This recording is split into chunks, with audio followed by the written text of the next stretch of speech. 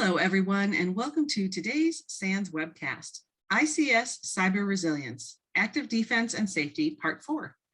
My name is Carol Auth of SANS, and I will be moderating today's webcast. Today's featured speakers are Dean Parsons and Stephen Mathezer. Both are SANS certified instructors. If during the webcast you have any questions for our presenters, please enter them into the questions window at any time. Please note that this webcast is being recorded, and a copy of the slides and recording of this webcast will be available for viewing later today and can be found on the SANS registration page. And with that, I'd like to hand the webcast over to our presenters. Awesome, Carol, thank you so much. Hi, everybody. Thanks so much for taking the time out of your day today on a Friday. We have a ton of content as usual to get through. And if you've seen the most recent tweets, we are going to be talking about industrial control systems and Log4j or Log4j as well. So we're going to jump right in. If you're here for the first time, just a quick reminder of who we are. As Carol mentioned, my name is Dean Parsons. I'm a certified SANS instructor, and I teach ICS 515, the newly updated course, also the co-author of the ICS 418, ICS Security Essentials for Managers, coming to an awesome area near you online or in classroom starting in January. My background is in 20 years experience in IT and industrial control systems, the last 10 years focusing in the electric sector, power generation, transmission, distribution, and building teams, and also looking at packets on the plant floor. With that, I'll turn it over to Stephen for a quick intro as well. Thanks, Dean. Thanks everyone for joining us. I'm Stephen Mathezer. I'm an instructor for ICS 410, which is the SCADA Security Essentials. And I've spent previously a long time in the oil and gas industry, and these days working for a reseller, doing consulting, helping folks with their security in their industrial control system environments. All right, awesome stuff. So we're going to forge on in this series. This is part number 4, and what we've been talking about throughout this entire series, which continues to expand every month, is the foundational concepts of industrial control systems, what we hope you have or strive to have in your environments as you move forward. We've been also addressing things like ransomware inside the industrial control environments or somehow impacting them, and ways to mitigate and protect the industrial control system from those types of threats that are growing as well. We talk about other types of defenses and threats as well, some APT activity, and of course, recent vulnerabilities, which we'll see in a little bit. Our objective is to go through what's recent and also give you free ICS resources, tools to kickstart your program to do actual defense if you have a low or tight budget moving forward. So let's jump right in. Today's content for part 4 is really, we're going to quickly review one slide from the last episode that we had, but also talk about a little bit more in depth on specific ICS network visibility, network security monitoring, and why it excels in industrial control systems over IT. We'll also talk about the additional methods to how to go about doing network security monitoring and getting that visibility, and of course, Log4j as well, which is a CVE none of us will forget anytime soon, the 2021 44228.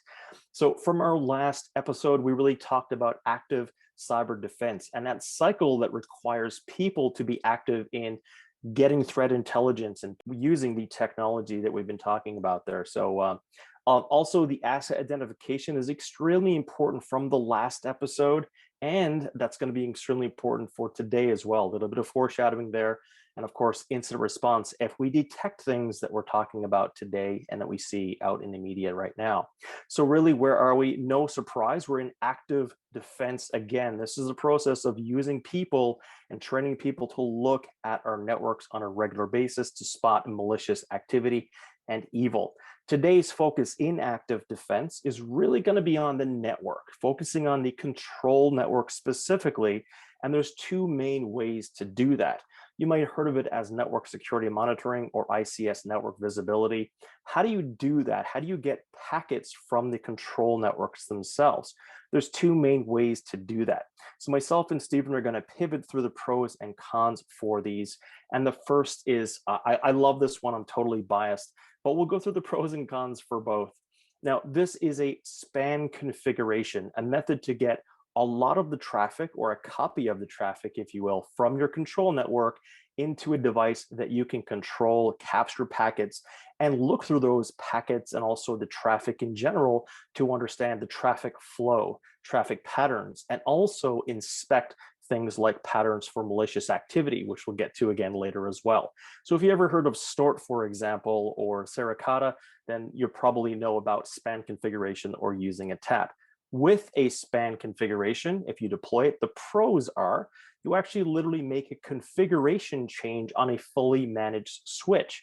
You may already have the ability to do this in your network if you've not done this or heard of this before, which makes it a lot more readily accessible in environments where you're standing up network security monitoring in the ICS.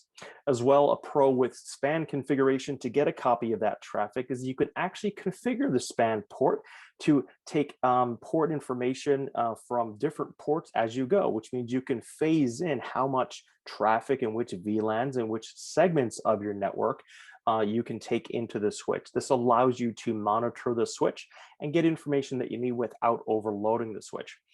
In most cases, for sure, you would not need a network outage in your ICS to get a span configuration in place, which makes it really, really important. And also, again, readily accessible for those doing network security monitoring in the ICS. Now, the cons are that it may overload the switch if it's not configured correctly. Again, phasing it into the ICS is going to be pivotal to the environment. We never want to be in a situation where we're taking packets down or dropping legitimate control traffic, which, spoiler alert, we suggest to have an intrusion detection system rather than intrusion prevention system later on. With a span configuration, though, to get that traffic you want to inspect on a regular basis, you may miss or drop traffic that's mirrored because the span port doesn't always get all of the packets. You may get things like errors on the network or invalid network packets that could be missed using a span configuration.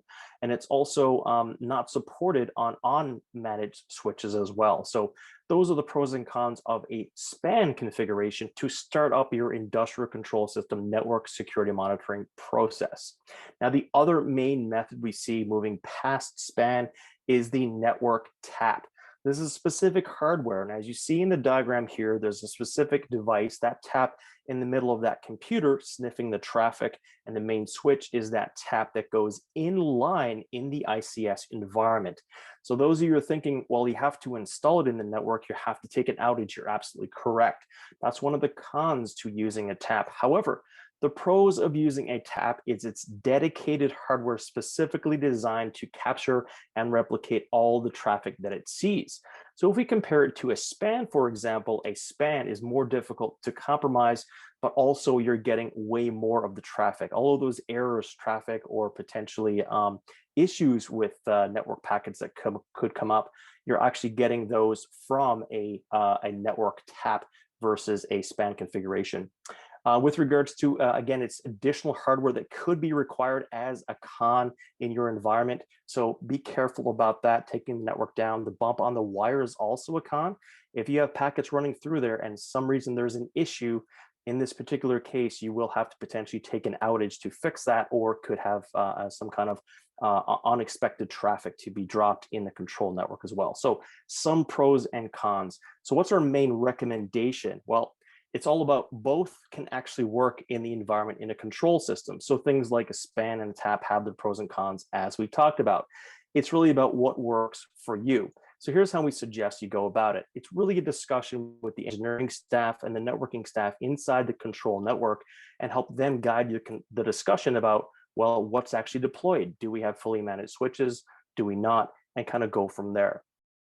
If you do use a tap, cool, that's awesome. They work really good as well. What we typically see, especially on assessments, is that the planned outage is really dovetailed onto an engineering outage that's coming up. So a planned outage for the network, and then they actually dovetail in that tap as a part of the engineering process in a maintenance window to install that tap as well. Now, once you have one of these selected, we're going to be in a really good situation so we can do things like network security monitoring. This is a 3-step process. I highly recommend you bookmark this slide in the next few, because we're going to walk through what it means to do network security monitoring in those main 3 phases.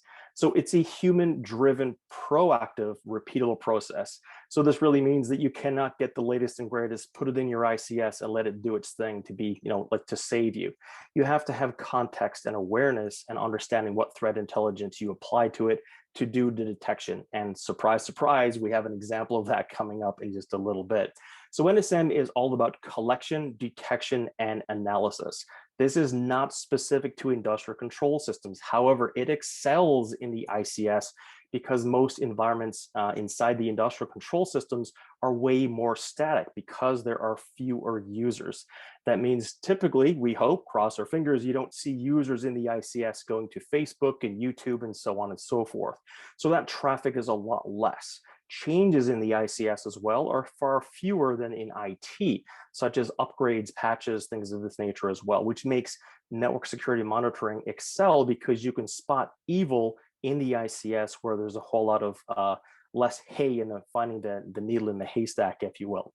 So we're going to pivot through each of these components, which are collect, detect, and analyze as we go through. From the last webcast we did, we touched briefly on the things that make up your collection from a network perspective, things like the good you could have in the ICS, taking your 5-tuple versus full packet capture on your TAP or your span configuration. The most distinct difference between the 5-tuple and the full packet is that your 5-tuple does not have packet payload. So your 5-tuple can probably be accessible to you today on many firewalls or switches, but it's only going to give you header information such as the source IP address, the destination IP address, source port, destination port, and the protocol, which means, again, you don't have that packet payload. Of course, it is lightweight, so you have a lot less to store and sift through, but you don't get that detailed information you're probably going to want to have when you're doing the next phases, which are detection and analysis. But start with 5-tuple if you have no other place to start with. The great area to be in, which is where we're trying to push the industry and community, is to get full packet capture. So I'm not suggesting you get full packet capture of your entire ICS day one.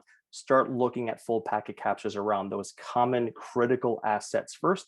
Your data historians, for example, egress filtering from IT into the ICS, your HMIs as an example, but also please try to get traffic control commands coming from the field devices, your actuators, your PLCs, up into your HMI, and so on and so forth. That's where you want to start your collection, hopefully with full packet capture.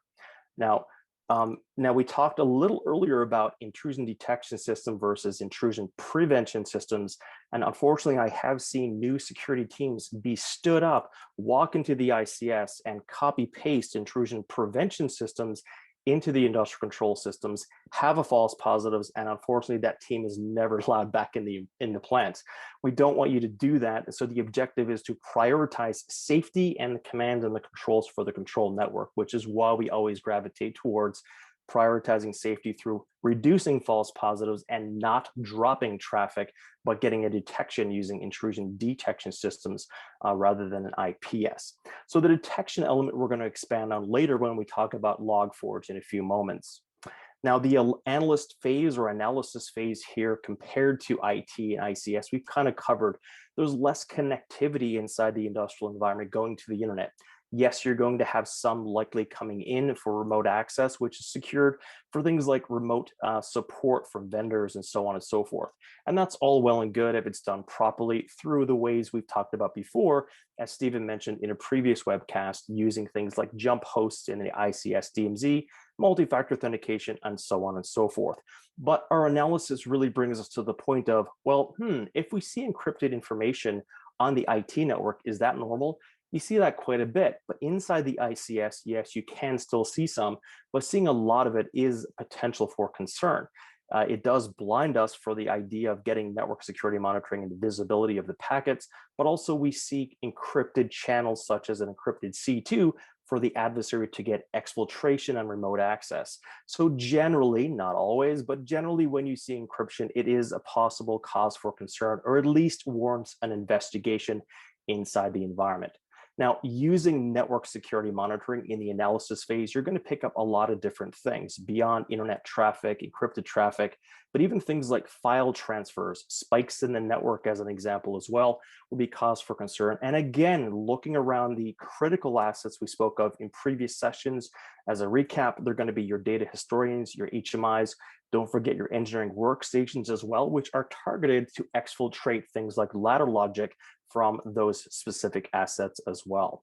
So the analyst phase is really going to be broken down in the next couple sections, but we're going to talk briefly first about collection and where you want to best do collection first.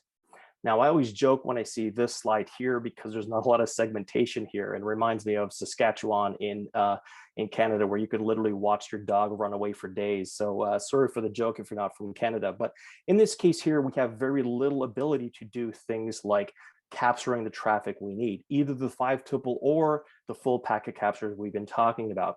The obvious way to do collection in this diagram is from that firewall up there that allows us to have at least some protection from the control network.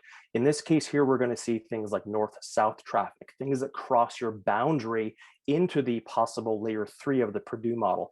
That firewall is going to be critical for incident response, but again, that hotspot for collection. What we do want to see, though, is north, south, and the east, west. So the east, west down below is the control traffic we're seeing from the actuators, the PLCs, the RTUs in the field, to the HMIs, which are either embedded or also Windows devices in a control network. What we'd like to see is at least some type of segmentation where we have an additional firewall inside the ICS environment that segments out the process A and process B. In this case here, that's another place you can put a switch or your tap to get additional content from either process A or process B. Another reminder here, when you do proper architecture, going all the way back to the first webcast we did together, we talked about the Purdue model and the ICS 410 reference architecture, having those boundaries between zones. Natural segmentation such as this creates the ability to do collection for NSM, which is awesome, but also things like containment during an incident as well. So how would we start? We've talked about a span versus the configuration of installation of a tap, but how do we start if we have no budget? So there are freely available tools out there to kickstart your ICS before you build up to the point where you have a professional version of these kinds of tools. The ones that are freely available out there and widely used today and constantly being updated are the ones like Snort, Suricata, Zeke, but also Security Onion, which is really an intrusion detection system in a box. Each one of these tools has strengths, pros, and cons, and all of those things, but we're going to walk you through how we could use some of those to illustrate what network security monitoring is for the ICS.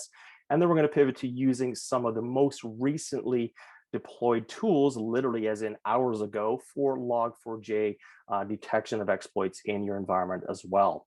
So I'm going to pass this over to Stephen here to kind of walk us through a little bit more about this. Specifically, when you do analysis and collection, the collection you want to get is the full packet caps wherever possible, but you want to make sure that whatever tools you use understands industrial control system protocols. Some are proprietary and some are not. So I'll pass it to Stephen to walk you through T-Shark and what capabilities it has to support ICS protocols as well. All right, thanks, Dean. And as I go through these slides, keep in mind that these, we have limited real estate and limited time. So these are just very simple examples. The power of all of these tools is quite extensive, and there's an awful lot that you can do. These are just to get you into the right mindset. And we'll start with T-Shark. T-Shark supports natively, and Wireshark, of course, as well, many ICS protocols. The ones on the screen are the common protocols, the ones that we see the most often in networks that are also supported by Wireshark and T-Shark. That doesn't mean that there aren't others that they support. And the nice thing about this is when you're using T-Shark with these protocols, now you can actually pull out packets based on characteristics of those protocols, like a Modbus write or like a write operation of any sort or a configuration change or whatever. You can pick those out of packet captures or live network traffic directly. Couple of examples. Again, now, where would you use T-Shark? I should start with that. You may use it at that collection point, as Dean just described, or you may use it on an endpoint or on a packet capture after the fact. It could be any of those locations, depending on what you're trying to accomplish. A couple of really, really simple examples with T-Shark here. And when I say I have interface there in little angle brackets, obviously that is where you would specify the correct interface, and I believe it is an uppercase I. I see I've used both there for interface. But a little more foreshadowing for log4j is, maybe I can capture anything that's going to an LDAP destination port, and obviously we would add LDAP S in here and other things as well. And let's assume my LDAP server is at 10.10.3.20. So I care about LDAP communication going somewhere that is not to my LDAP server. And for simplicity and ease of parsing, I'm just going to print out the source and destination IPs. Right? Just really quick sanity check, if you will, that nobody is talking LDAP to something that is not my LDAP server. Or maybe my systems at level 1 probably shouldn't be talking to the internet. So if we assume that my internal IP address range is 10.0/8, then maybe I will just look for any communication from my 10.10.1, which I'm calling my level 1 network, out to something that's not in the 10. subnets. And again, that is something that's indicative of a system that's not doing what it's supposed to do. And that's something that I will potentially want to detect. So if we move on to the next slide, we have Zeke. For those that are not familiar with Zeke, it used to be called Bro, and it is a very capable packet analysis tool, if you will. And one of the nice things about Zeke is it's looking at a lot of the metadata. So we're not really going to talk about it too much today, but it will capture things like certificates and URLs and characteristics of Windows file sharing, SMB traffic, and so on. So it's looking, it's a full layer 7 inspection of the traffic. Again, talking a little bit, I'm going to call it Log4j now, about Log4j in advance of the slides that talk to it specifically. We could potentially use Zeke to capture all jar files that are crossing into and within the ICS network. The second stage, if you will, of the Log4j exploit, in many cases, is to download a malicious jar file. So why don't we pick out all those jar files on the network, and we can calculate a SHA-256 hash. We can look up that hash, and we can save the file to disk for later analysis as well. The file that is being pushed down by the adversary. So I'm not going to go into this in a ton of detail, but we can say, I'm interested only in MIME type of Java archive. I'm going to build a file name. I'm going to send that off and get a hash for that, and then extract and save the actual file data. And then I'll look up the file hash. There was no room to put that on the screen, and maybe I can look it up against VirusTotal or somewhere else and get an early indicator that there's something, well, midterm indicator that there's something bad going on. There's other ways to use Zeke too, if you want to go to the next slide, Dean. We could, for example, use Zeke to do what I showed with T-Shark and find connections to servers that are not authorized LDAP servers. It has a connection log, shows all of our connections.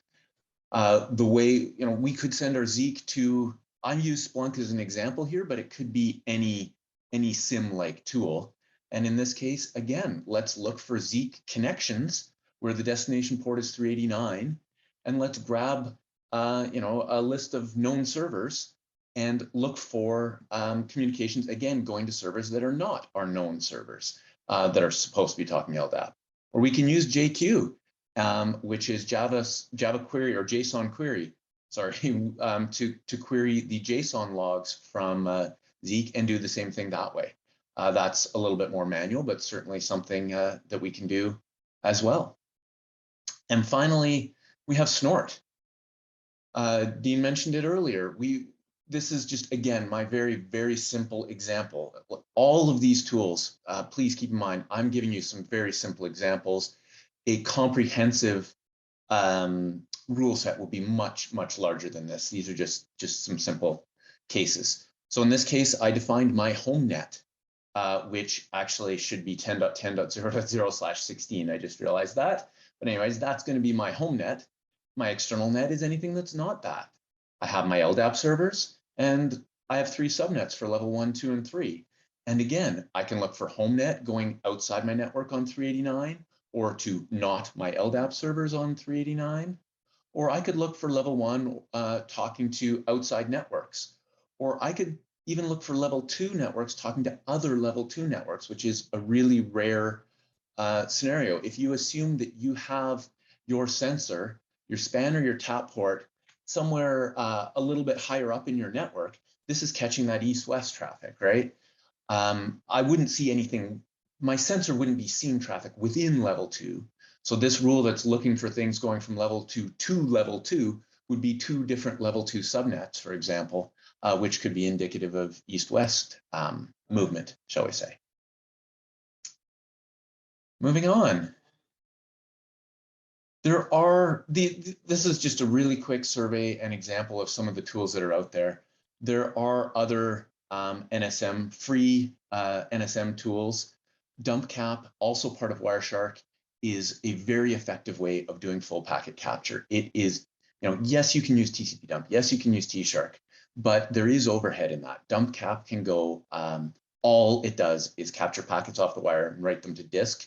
So it can handle fairly high network traffic loads. Archime scales this full packet capture. It can do large scale packet capture across multiple sensors and so on.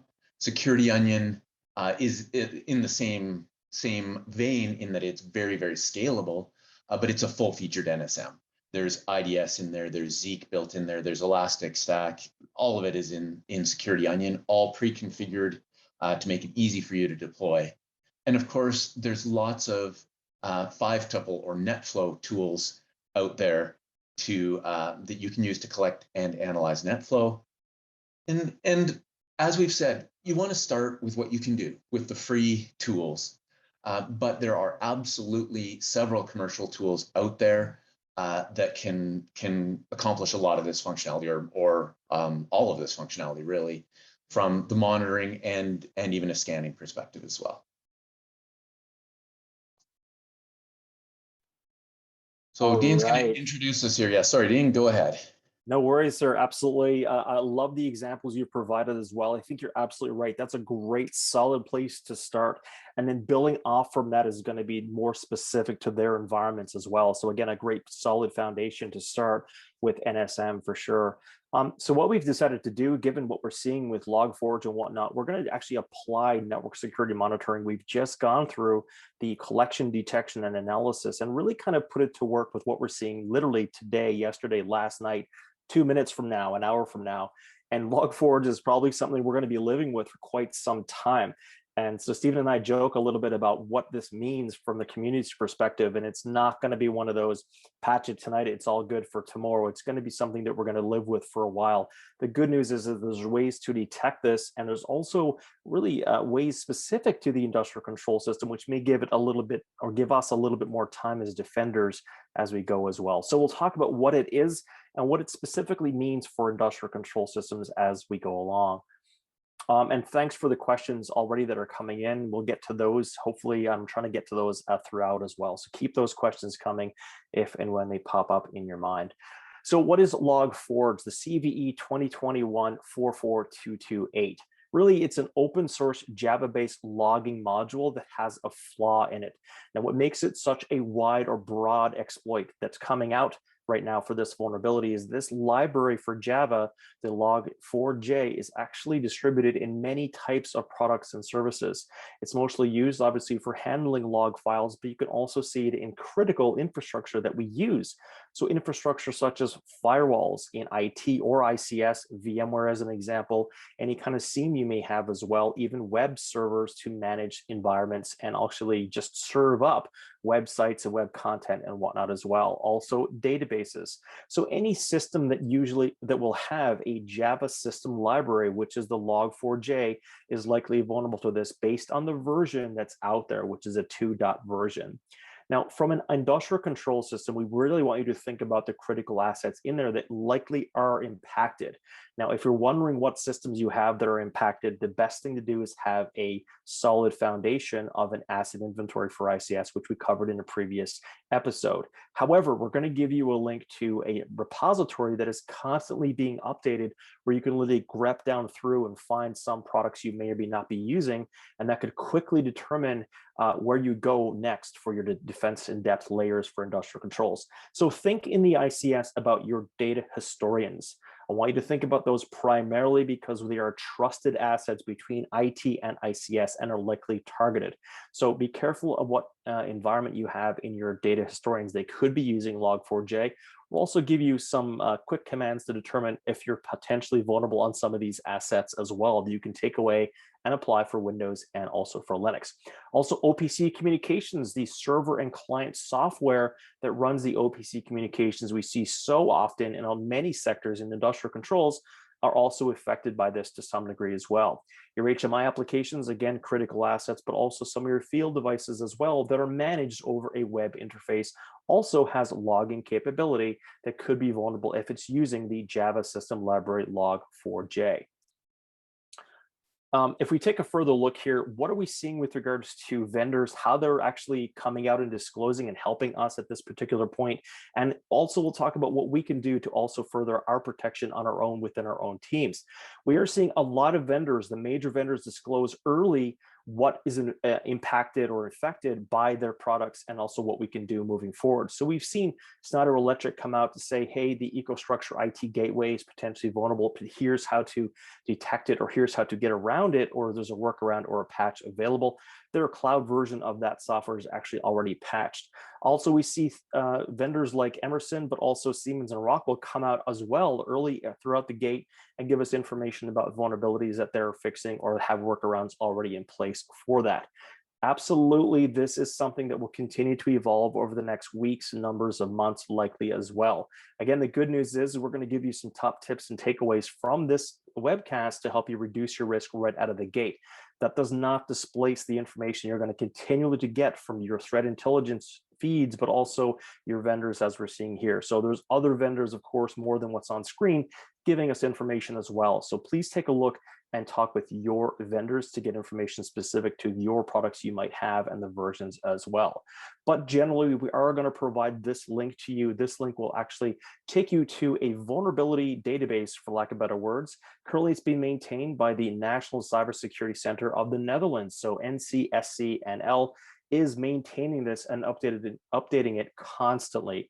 If you don't find your software in here, that does not mean you're not vulnerable. So use this to help and kind of guide you, but more specifically talk with your vendors. We literally just looked up this again, and it has changed again today, and vulnerable systems that were not in there yesterday are now in here. So again, this is something you're going to want to look at on a regular basis, but also don't displace this for talking with your vendors as well. Now, I'm going to pass it back over to Stephen because we're really going to walk you through how to hunt for vulnerabilities related to Log4j in your environment, whether you're on a Linux machine, a Windows machine, and also give you some ideas of some tools you may want to consider with their general ramifications as well to some of these. So I'll pass it back to Stephen for some hunting on Log4j in your ICS specifically. Awesome. Thanks, Dean. And as Dean says, and we will come back to again, the number one thing here is knowing what's in your environment. That is a challenge because with this vulnerability, it is just Java functionality that could be embedded anywhere. Anything that is going to potentially write logs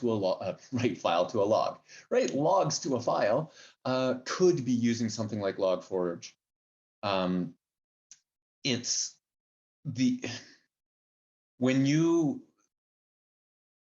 Let me talk through, sorry, I'm trying to get my thoughts in order here. Let me talk through this a little bit and then we'll come back there.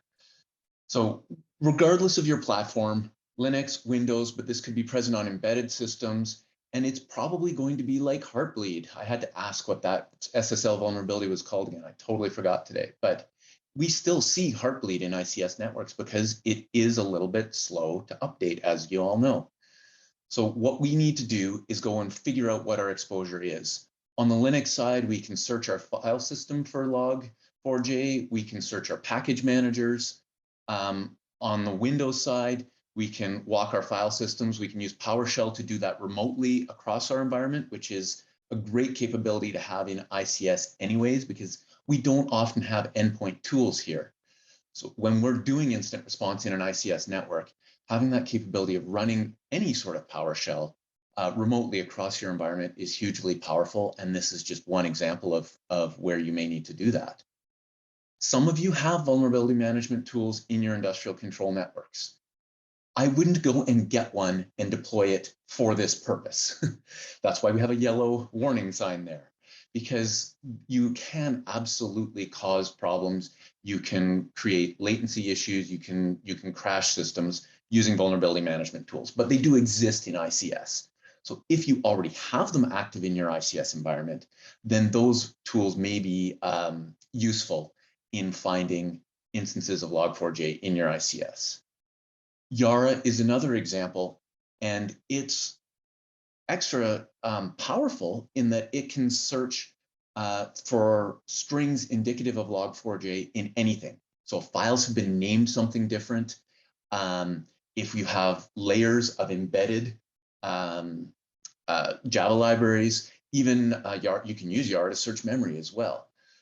So it's extremely powerful for this purpose. The one thing that comes with, however, is potential impact. Again, Yara can be very resource intensive because it is doing very deep searches of memory and disk. So again, this is not something I would do just randomly or wherever you want. It's a valuable tool. I would use it, but I would test in a lab, and I would be conscious of where I'm using that in terms of the performance impacts. By the same token, there's Log4j scan, and there are other utilities similar to this. Most of them are Python-based. These are active scanners, so they are network-based scanners. They're going to scan your network, connect to things like web servers, and wait for callbacks. Because basically what's happening with Log4j is the logging engine allows it to do dynamic lookups as it's running, so that it can fill in the contents of logs on the fly.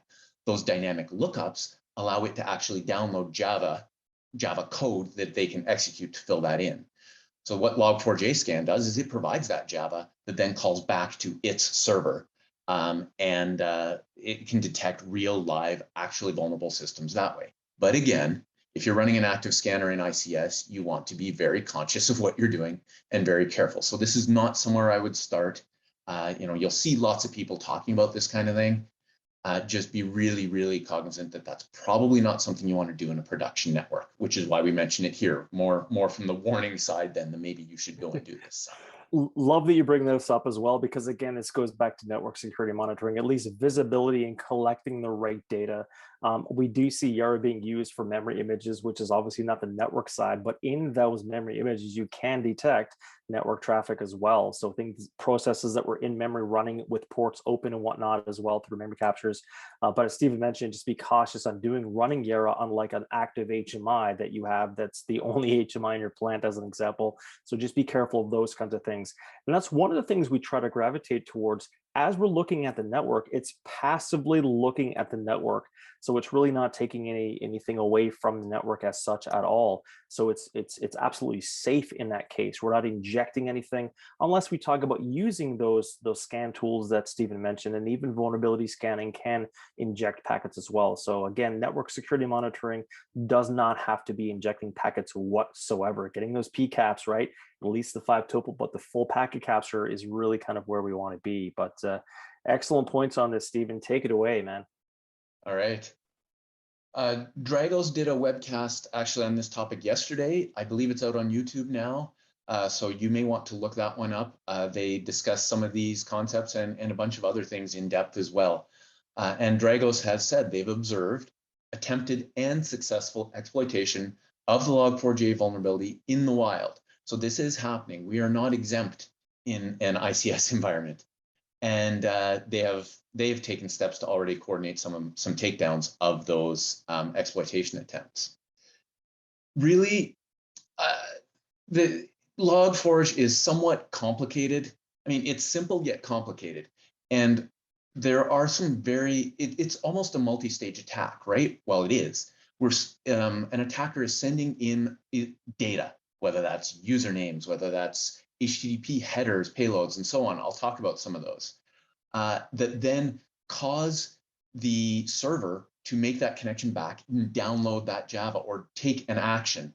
And the most common stage 2 vectors today are downloading that Java payload, as I discussed, but it Log4j will also use DNS to resolve the thing that it's trying to connect to.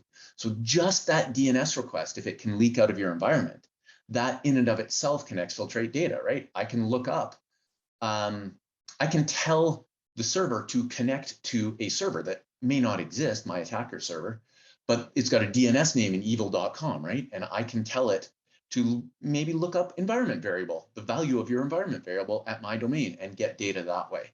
And there are many more protocols. LDAP and RMI are two commonly abused protocols today, but Log4j supports a bunch of other ones. So everything we're talking about today, especially in the context of Log4j, think of it as examples. It is by no means meant to be comprehensive.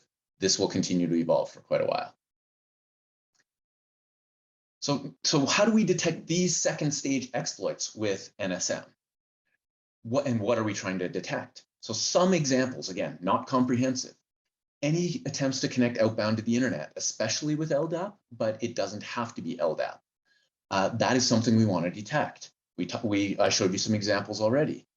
DNS queries to new or abnormal domains. You might have DNS in your ICS network. It might even resolve some internet names, but those should be pretty static. You shouldn't be seeing anything new. And you might even be able to come up with a list of permitted, if you will, internet domains anyways. And your internal domain is your internal domain. I don't know if I mentioned, but Zeke will also capture DNS traffic off the wire. And you can create rules in Zeke that say, hey, tell me about any DNS requests that are for external domains. Whether they work or not, if someone is trying to make a request for an external domain, that is potentially a threat to you. HTTP, anywhere in HTTP, URIs, headers, parameters, payload, anywhere in the packet, it might generate a log somewhere. Now, there are a million ways to obfuscate these things. Again, these are not perfect signatures, but they help. Things like looking for JNDI followed by a non-printable character, which is usually a colon, but it might be a curly brace. Again, trying to get past some of that obfuscation. Or $ followed by curly brace. That is the beginning of the string. You can see it there in some of the examples. Or even look for port numbers. A colon followed by some numbers, followed by either a slash or a curly brace. Again, those are strings we can look for. We can do this with Snort. We can do this with Zeke. We can do this with T-Shark. Just know that it's not going to be comprehensive. So down below there, you can see 3 examples. These are real-world examples that we captured. The last one there is the example of trying to get a super secret environment variable. So that's doing a DNS lookup that has the environment variable in the name of the host. If I control interactsh.com, then I can see that request. And one other thing that's really important to understand is obviously we're very focused on the internet attack surface right now for this vulnerability. But there is nothing stopping an attacker who is in your network. If you have incomplete segmentation between IT and OT, or if somehow an attacker has gotten into your OT network, there's nothing stopping them from standing up their own web server or their own LDAP server within your network, like just listen on port 389, and then spray your environment trying to get something to connect back to them and download that jar file. So don't think that because you're not connected to the internet in your ICS network that you are protected. You're better off, leverage all that segmentation, but there's still some risk there. So where can it be? We've already said Log4j can be anywhere. Emerging threats labs have released signatures, and they're not the only ones. The point I'm trying to make here is that there are freely and available signatures. Yeah, you're probably going to have to tune them. You might get some false positives, but they are being updated minute by minute, hour by hour. Yeah, absolutely, go write your own signatures. But there are a lot of open source signatures out there available to you. So go looking for those. Stay up to date with those. Keep checking back because, like I said, they're changing.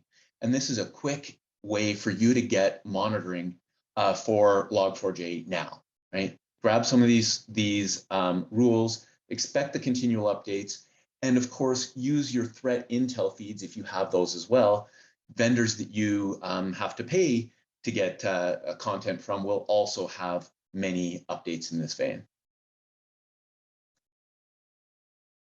So what do you do about this? should we just drop everything, patch, reboot? You know, like this is panic, basically. Like time to panic, time to bring everything down, patch it, fix it. No, we know we can't do that in ICS. So what can we do?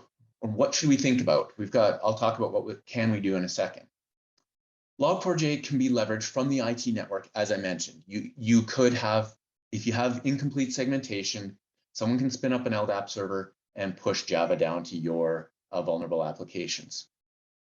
What we want to do is start by prioritizing our critical systems and our exposed systems, right? You might not be patching critical systems, we'll get to that, but we want to find them and see if there are ways we can mitigate or protect against that threat. Anything that's exposed to the internet is our first, obviously, risk, but anything that's then exposed to user-based segments or level 3 servers or remote access segments, those kinds of things are probably more likely to get hit.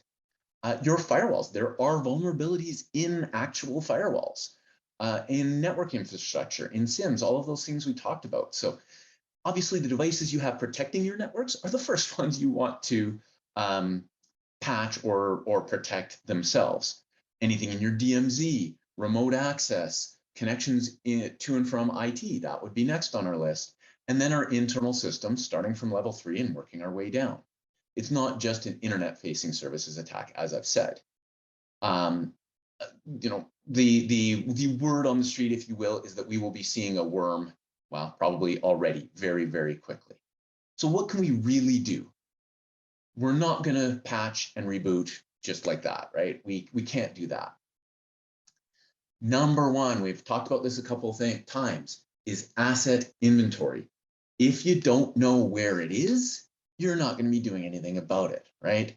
And that asset inventory includes software, which includes Log4j. And will you know? No, of course you won't know about all of them because they're embedded in vendor products and so on. So it's not just the known instances that you're not going about installing Log4j, is what I'm saying.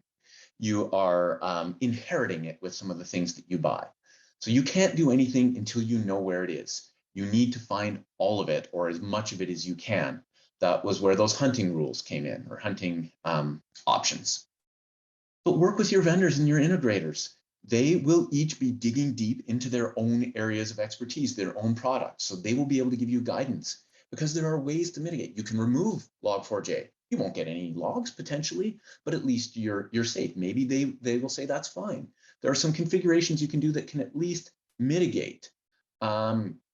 You can get new versions you can update Log4j to have the latest version, which doesn't have this functionality at all, right? So let's start with patching.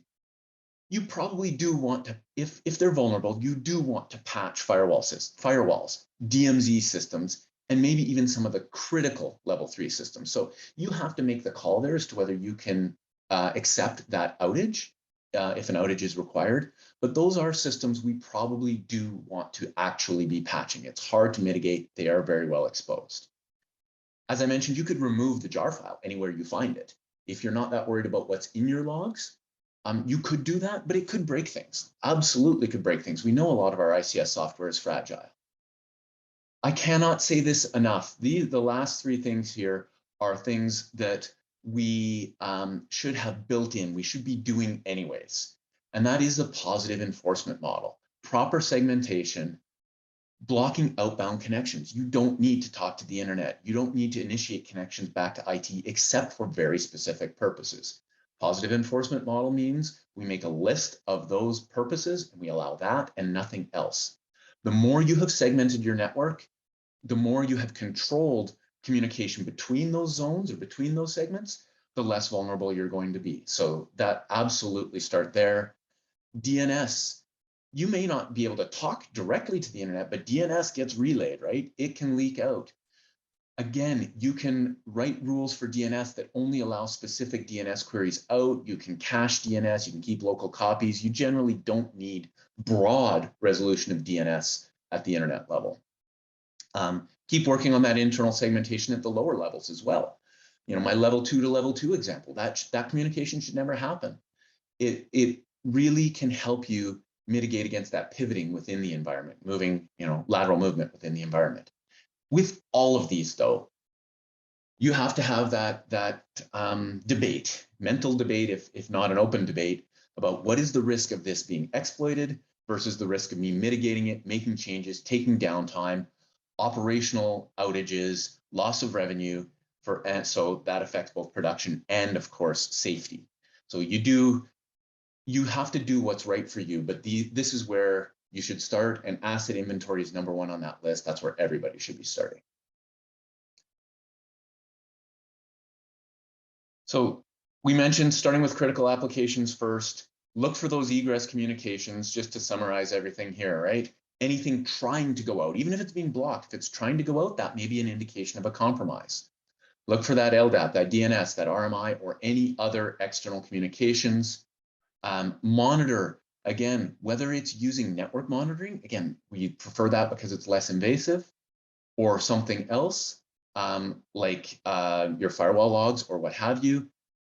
Monitor and try and detect this stuff as early as possible. And as you saw in the earlier diagrams that Dean put up, leverage your existing segmentation, use those choke points, and collect data as best you can at those points. Awesome, Stephen. I think we're going to summarize this into like a list of top 3, because a lot of data is coming at everybody here, but all of this data is needed to really assess and understand what's happening in your environment for Log4j, for the ICS. Again, the great news is that we do egress filtering here, looking at the network. We can win against this vulnerability and the related exploits that we're seeing actively right now. With regards to those top 3 things from this webcast, with regards to NSM and Log4j, we're going to jump into it right now. And of course, there's no surprises here. Getting visibility on the network via a span or a tap is going to be critical. We went over ways about how network security monitoring excels in ICS. And I want to just point out as well, we're talking from a security perspective, but network security monitoring, to answer the question that we had earlier in the chat, is that it can also support and help with engineering assets as well, engineering troubleshooting and teams. Giving them data that's on their network to help troubleshoot goes a long way. And I've seen that work very, very practically often in the network. Network security monitoring is set up for security, but we're also, again, giving data to engineers to help troubleshoot things they're finding as well. The detection capabilities, we've given you free tools that are available out there that's been used for decades in IT and in ICS. The ones you want to focus on, like Zeke as an example, have those ICS capabilities built in, or also you can add those packages on to help you dissect ICS specific protocols as well. So that's your capabilities for doing detection. So marry up those tools if you don't have anything yet. So those free tools with threat intelligence that you get, your rules that are freely available, as well as those Snort and Saracata rules as well. So a lot of capabilities there available for detection of these exploits while you're waiting for the next maintenance period to actually do your patching. Also, vendor communications are still continuing to come out through this recent event that we're seeing. So please keep an eye on social media, also things like the general community and security in ICS, specific threat intelligence, but of course your vendor communications as well. If you've not heard from a major vendor or any vendor you're running software or hardware for in your environment, please reach out to them, check out the resources that they have as well, strike up a conversation and really generally ask those hard questions. What's the vulnerability with running your software in my ICS? How does that make us vulnerable or not? What's the impact, and so on and so forth? A lot of the folks are kind of getting out of the gate, the major vendors, and a lot of other folks are coming right behind. So there's a lot of positive activity with ways you can actually do practical defense here. So with regards to closing this session out, and again, we appreciate you guys tuning into this and the next one coming up as well. Want to remind those folks that there is that new course, ICS 418, specifically written for managers. We've actually sold out of the beta run, which is in January, which I'm totally pumped about. And I want to make sure we see you in the next one as well. So myself and Jason Christopher are the co-authors together for that class. And again, it's for those managers stepping into the ICS area to manage cyber defense at that management level, or if you're in that area where you're a practitioner and you're jumping up or stepping up to the management level inside the industrial control system, engineer stepping up to a manager, for example, this course is for you. But also if you're in place in the ICS today as a manager managing ICS risk, this is also something you want to probably check out as well. If you have a team or if you yourself are really looking to do more network intrusion detection and actual incident response, the most recent update of ICS 515 that I teach has been massively updated with a brand new industrial control system kit. In this class, we literally walk you through the technical details of how to do NSM and apply that to this case. We have a click PLC and a board which represents an actual functioning generating, transmission, and distribution facility in the electric sector as well. Don't let that fool you though. Everything you do in class is applicable to any industrial control system, whether you're an electric utility or a cookie factory, and so on and so forth. With that, we're going to close out in a few moments, but we're going to do a quick Q&A in a second. We're going to just hold right here, but let you know as well that the next session is on January 11th. That's going to be an ICS panel with other instructors from SANS ICS on the call as well. As for right now, I think we're pretty good on time, so I'm going to pass it back over to Carol to hopefully walk us through any questions that have come in. All right, thanks for that great presentation. Yes, we do have a couple of questions ready for the Q&A. However, if anyone has a question for our presenters, please enter it into the questions window now. This first one asks, what is the impact of exploiting log4j in OT/ICS? Yeah, that's a great question. So we want to make sure there's a distinction between the vulnerability, which is in the log4j library in Java, and what exploitation means as a result. Directly exploiting that vulnerability does not necessarily mean the lights are going to turn off or there's going to be a new chemical added to a wastewater management facility to harm people. That exploit can really mean a number of things though. So the impacts, to answer the question directly, can range quite a bit. It can be used to inject malware. It can be used as a remote access tool to gather information for a stage 2 impactful event. It can be used to get remote access to then pivot in the environment to the HMI to start clicking on things to take down part of the industrial control system. So log4j by itself is benign unless it's exploited. When it is exploited, it doesn't mean, again, the lights are going out, but it's an ability for the adversary to literally do anything they want once exploited on a system. And that could be a range of different things. Really, really good question. But again, there's a distinction between the vulnerability itself and how an adversary exploits it and what they do as follow-on action in the ICS. Great question. Yeah, the one thing we want to, or two things we want to think about there is, again, if it provides me with a bridge as an attacker, a bridge into the OT network, that is pretty significant. That's probably our biggest risk, is those systems that provide access into the OT network. But we also have to remember as well that a lot of our web servers in OT are on fairly sensitive systems, on our management servers, on our database servers, on our historians, on our HMIs. And those are all systems that can be used to affect the process, assuming that other real world defenses and so on are not in place. We just had another question come in, and basically it's the question is this: are there indications that log4j is kind of a smokescreen for something bigger, right? And we really haven't talked about the type of adversary that could take advantage of this. So I'll pass it over to Stephen in a moment, but in general, anybody can use this vulnerability to leverage essentially for follow-on action. So could an advanced persistent threat use this? Absolutely. A script kiddie, yeah, sure, to get access, but then, going from there, we're back to how does the adversary move in ICS and learn about the assets and learn how to cause damage. So as a smokescreen for something bigger, I'm not so sure about that. Certainly could be, but the biggest takeaway I think from that question is that anybody can use this with a motivation, and if there is an actual vulnerability in your systems that could potentially be exploited by anybody with that exploit. So Stephen, any other thoughts on that question there? Again, I'll repeat it. Are there any early indications that log4j is a smokescreen for something larger?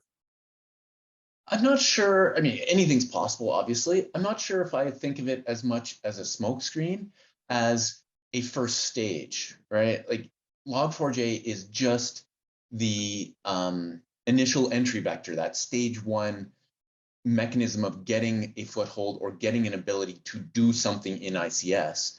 And so it could easily be used to do any number of things afterwards. I mean, could somebody be doing something stealthy while we're all running around yelling and screaming about log4j? Absolutely.